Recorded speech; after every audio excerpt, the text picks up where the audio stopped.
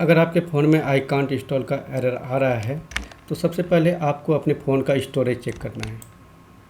Storage check करने के लिए आपको अपने मोबाइल के सेटिंग पे जाना है।